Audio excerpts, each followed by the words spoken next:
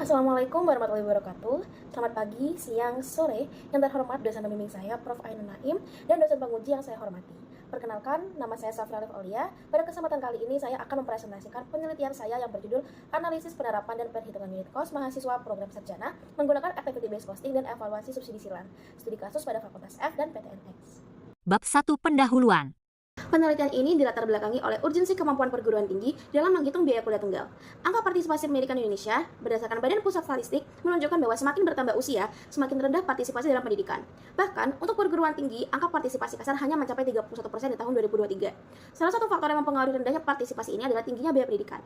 Menurut publikasi BPS disebutkan bahwa rata-rata biaya pendidikan perguruan tinggi mencapai 14 juta, yang mana biaya pendidikan perguruan tinggi telah menimbulkan kekhawatiran di kalangan mahasiswa. Dapat diketahui terdapat kegiatan demonstrasi biaya pendidikan yang dilakukan oleh mahasiswa di beberapa perguruan tinggi di Indonesia. Salah satunya terjadi di Malang, di mana mahasiswa menuntut transparansi dalam alokasi dana bantuan.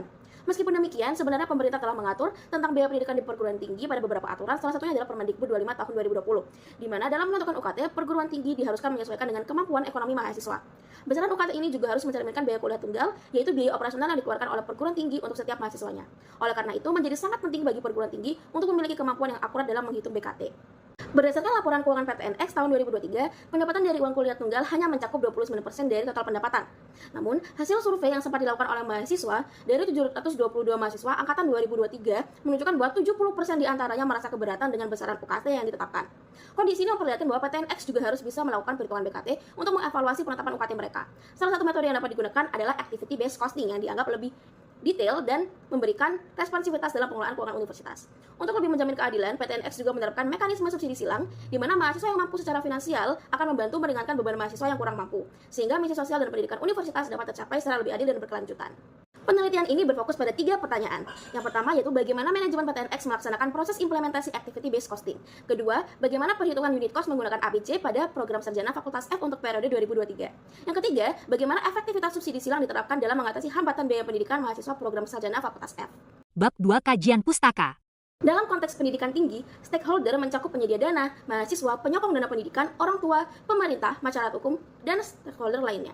Akuntabilitas terhadap pemangku kepentingan ini menjadi kunci untuk melegitimasi keberadaan organisasi di komunitas lokal dan membangun kepercayaan masyarakat, menurut Rossi dan kawan-kawan 2018. Keadilan dan timbal balik dalam hubungan ini dapat menciptakan nilai dan menjadi sumber keunggulan kompetitif dalam pendidikan tinggi. Menurut Abdul Rahman, tujuan yang ditetapkan akan tercapai apabila sumber daya dimiliki dijalankan dengan baik. Di sini fungsi manajemen diperlukan. Menurut George R. Terry, terdapat kesepakatan umum bahwa fungsi manajemen setidaknya meliputi planning, organizing, dan controlling. Dalam hal ini, peneliti berfokus untuk menganalisis terkait planning, organizing, staffing, directing, dan controlling. Menurut Horngren, Activity-Based Costing merupakan salah satu alat terbaik untuk menyempurnakan sistem penentuan biaya. Di sini saya menggunakan 7-step approach yang dijelaskan pada buku Cost Managerial Horngren dalam menghitung Activity-Based Costing. Penerapan ABC akan berhasil jika perguruan tinggi dalam implementasinya mendapatkan dukungan manajemen, membentuk kerjasama tim, mengedukasi, memotivasi, dan mampu menyeimbangkan kebutuhan informasi. Landasan ketiga yaitu mengenai subsidi silang. Pada dasarnya, subsidi silang adalah mekanisme di mana satu segmen kelompok membayar lebih agar segmen lainnya mampu membayar lebih sedikit.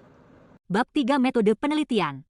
Objek penelitian saya adalah Fakultas F dan PTNX yang merupakan salah satu PTNBH dengan misi menjalankan tridharma perguruan tinggi.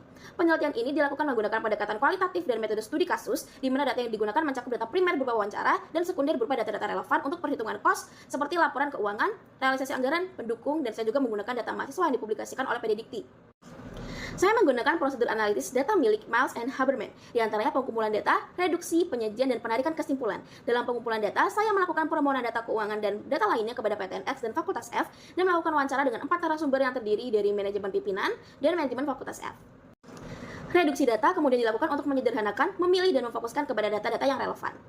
Data hasil reduksi kemudian saya kelompokkan berdasarkan kodifikasi, kemudian disatukan untuk mendapatkan gambaran yang terjadi. Kemudian dilakukan penarikan kesimpulan sementara berdasarkan hasil wawancara tersebut. Uji validitas dan reliabilitas dilakukan. Menurut Saleh, mengupayakan pencatatan informasi dengan alat bantu perekam dapat menjaga reliabilitas internal data. Uji validitas yang saya lakukan utamanya menggunakan triangulasi data, di mana saya memperoleh data dan menganalisis dari beberapa sumber data. Hasil transkrip wawancara kemudian diajukan kepada narasumber untuk dilakukan member checking.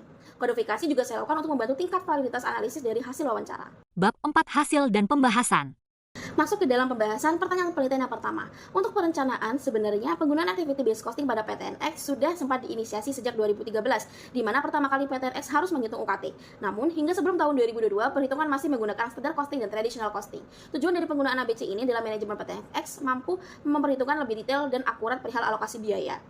Untuk pengorganisasian, dibentuklah tim selama perhitungan unit cost dari setiap fakultas pada 2022. Hal ini juga dikonfirmasi oleh bagian fakultas F. Yang ketiga yaitu staffing. PTNX kemudian mengadakan workshop selama 2 hari untuk peningkatan kapasitas yang dihadiri oleh setiap tim unit cost fakultas. Bagian keuangan fakultas F memberikan konfirmasi bahwa memang dulu pernah dilakukan workshop, tapi hanya sekali. Untuk meningkatkan kapasitas, upaya kepegawaian ini perlu dioptimalkan oleh PTNX. Kemudian untuk directing, PTNX dalam workshop juga terjun langsung untuk memfokuskan pemberian motivasi dengan penciptaan awareness bagi kalangan staf fakultas terhadap urgensi kemampuan perhitungan activity based costing ini. Fungsi yang kelima, yaitu untuk controlling atau pengawasan. Pada proses implementasi ini didapatkan informasi bahwa pengawasan dilakukan dengan adanya rapat rutin selama proses implementasi. Namun rapat ini masih terbatas dilakukan, sehingga sebenarnya masih diperlukan upaya peningkatan controlling dari PTNX agar implementasi ABC dapat terus dilakukan. Menurut Terry dan Ru, evaluasi menjadi bagian dari proses perencanaan untuk mempertimbangkan tindakan yang diusulkan, sehingga organisasi dapat belajar dari pengalaman dan melakukan perbaikan. Pada proses implementasi 2022 ini, manajemen mendapatkan bahwa memang masih diperlukan peningkatan sistem data, yang mana sedang dikembangkan oleh manajemen PTNX. Nah, evaluasi implementasi 2022 ini dapat menjadi input untuk melaksanakan perencanaan pada proses implementasi selanjutnya. Hasil perhitungan yang dilakukan menjadi bagian dari akuntabilitas atau pertanggungjawaban fakultas ke PTN maupun PTN ke pemerintah. Setiap tahunnya, penentuan UKT bisa saja tetap ataupun berubah. Perubahan atau penyesuaian ini dapat dilakukan dengan beberapa kondisi, yaitu pertama ketika ada permintaan pemerintah untuk PTN mengusulkan BKT, yang kedua apabila fakultas ingin menambah program studi, atau juga saat terjadi kenaikan BKT yang perlu disampaikan oleh fakultas. Berdasarkan hasil wawancara, didapatkan alur penyesuaian UKT yang tercermin dalam flowchart. Apabila universitas setuju atas penyesuaian UKT, maka akan diajukan kepada pemerintah. Pemerintah kemudian melakukan review. Hasil review tersebut kemudian dikomunikasikan dengan perguruan tinggi.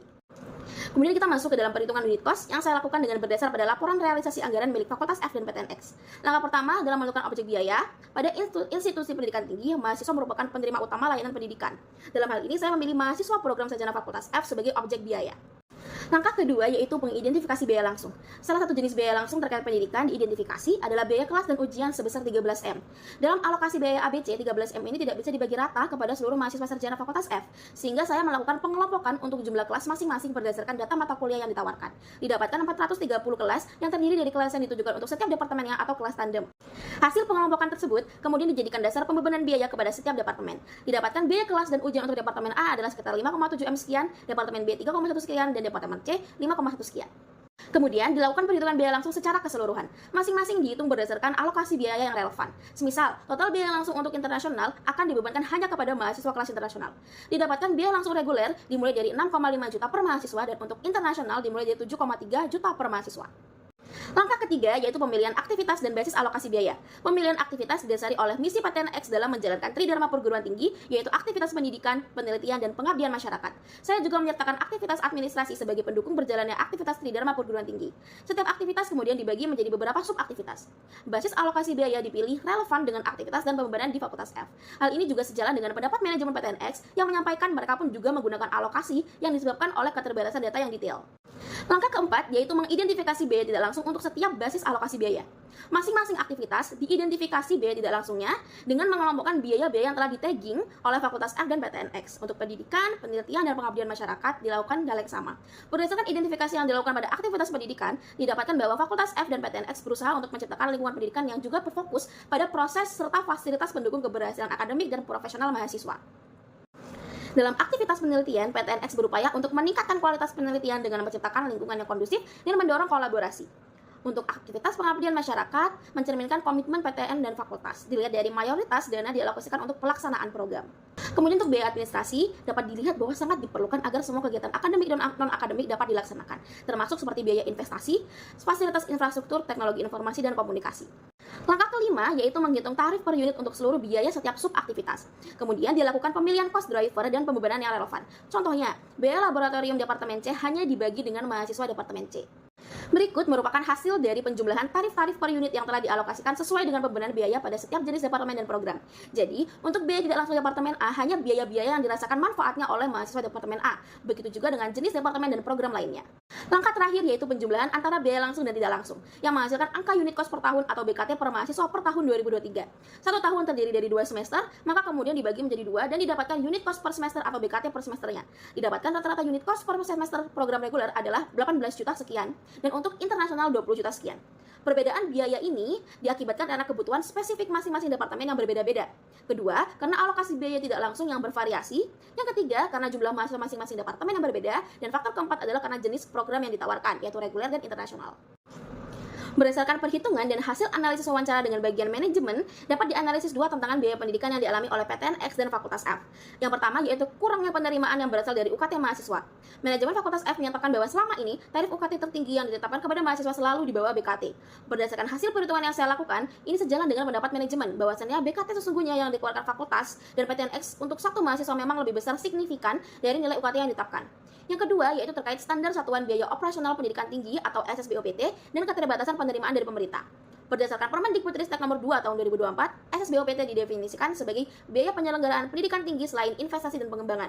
Berdasarkan pengkategorian program studi dari Keputusan Menteri Pendidikan nomor 54 P 2024 dan Permendikbud nomor 25 tahun 2020, Departemen A dikategorikan pada SSBOPT sebesar 19.670.000 per tahun. Manajemen PTN-X dalam proses wawancara menyampaikan pendapatnya bahwasannya ada gap yang cukup jauh antara BKT sesungguhnya dengan SSBOPT yang diterapkan oleh pemerintah. Berdasarkan hasil perhitungan yang saya lakukan, ini sejalan dengan manajemen PTN-X di mana memang terdapat perbedaan yang cukup jauh karena biaya kuliah tunggal per tahun untuk program reguler Fakultas F mencapai 37 juta. Manajemen PTN-X berpendapat bahwa perbedaan ini diakibatkan dari biaya investasi dan pengembangan yang dikeluarkan oleh universitas dan fakultas belum termasuk dalam perhitungan SSBOPT pemerintah. Dalam Permendikbudristek nomor 2 tahun 2024 disebutkan bahwa tujuan dari adanya SSBOPT ini agar pemerintah dapat mengalokasikan APBN untuk PTN. Menghadapi adanya gap tersebut, manajemen PTN-X pun menyampaikan bahwa manajemen menyadari pemerintah melalui SSBOPT tersebut telah berusaha dan berupaya untuk mengalihkan anggarannya dengan prinsip berkeadilan. Manajemen pun tetap berkomitmen untuk menyediakan biaya pendidikan yang dapat terjangkau oleh seluruh lapisan masyarakat. Berdasarkan hasil pengamatan dan wawancara, didapatkan bahwa PTN-X masih mampu menyediakan pendidikan yang terjangkau karena penerimaan yang didapatkan dari creative funding termasuk kerjasama oleh berbagai instansi. Hal ini dilatar belakangi oleh status PTN-X sebagai PTN-BH. Pembahasan pertanyaan penelitian yang ketiga terkait evaluasi subsidi silang. Berdasarkan hasil wawancara, terdapat dua mekanisme subsidi silang yang diterapkan di Fakultas F. Yang pertama, subsidi antar mahasiswa program reguler, dan mekanisme kedua yaitu antara program internasional kepada mahasiswa program reguler. Saya mencoba untuk mencari berapa jumlah subsidi yang diperlukan untuk menutup kekurangan penerimaan reguler program sarjana Fakultas F berdasarkan pada data pembayaran UKT yang saya olah. Didapatkan hasil sebesar 36 M subsidi yang dibutuhkan untuk menutup kekurangan penerimaan reguler. Disinilah mekanisme subsidi silang antara program internasional dan reguler berjalan. Manajemen Fakultas F dalam wawancara menyatakan bahwa meskipun sudah dibantu dengan penerimaan UKT program internasional, tetap belum bisa mencukupi dan harus mencari sumber pembiayaan lainnya. Sehingga, dari manajemen Fakultas F maupun PTN-X menilai bahwa mekanisme subsidi silang masih belum cukup efektif. Menggunakan data yang saya miliki dan hasil perhitungan unit cost saya mencoba untuk membuktikan apakah subsidi silang ini memang belum efektif seperti yang dijelaskan oleh manajemen atau justru sebenarnya sudah efektif. Saya mencari berapa sisa pendapatan UKT kelas internasional yang dapat dialokasikan untuk menutup kebutuhan subsidi mahasiswa reguler. Total pendapatan dari program internasional didapatkan sebesar 34.630 juta. Setelah dikurangi dengan biaya yang dibutuhkan oleh seluruh mahasiswa program internasional, didapatkan surplus atau sisa pendapatan UKT internasional hanya bisa menutup 39,38% dari 36 miliar subsidi yang diperlukan. Hal ini sejalan dengan pernyataan manajemen bahwa ternyata mekanisme subsidi silang memang belum efektif dalam mengatasi kekurangan penerimaan UKT reguler. Manajemen kemudian mengevaluasi dan menyampaikan pandangannya untuk masa yang akan datang.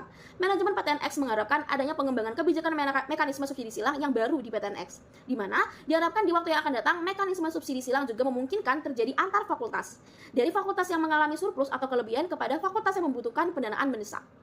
Bab 5 Kesimpulan. Kesimpulan akhir kemudian dibuat. Untuk proses implementasi sudah melibatkan seluruh fungsi manajemen. Perhitungan unit cost 2023 menunjukkan bahwa biaya yang dikeluarkan universitas dan fakultas untuk mahasiswa jauh lebih tinggi dari UKT yang diterima dari program reguler. Dan mekanisme subsidi silang dinilai belum efektif untuk menutup defisit atau sisa subsidi yang diperlukan sehingga diperlukan kajian dalam memperluas mekanisme subsidi silang di masa yang akan datang. Dalam melakukan penelitian ini tentunya masih ada keterbatasan. Yang pertama adalah pada keterbatasan data yang bersedia dibagikan dan yang saya terima. Kedua, objek penelitian terbatas pada satu fakultas. Dan yang ketiga, penelitian ini masih terbatas pada satu periode saja. Saran dan rekomendasi juga diberikan kepada manajemen PTNX dan Fakultas F.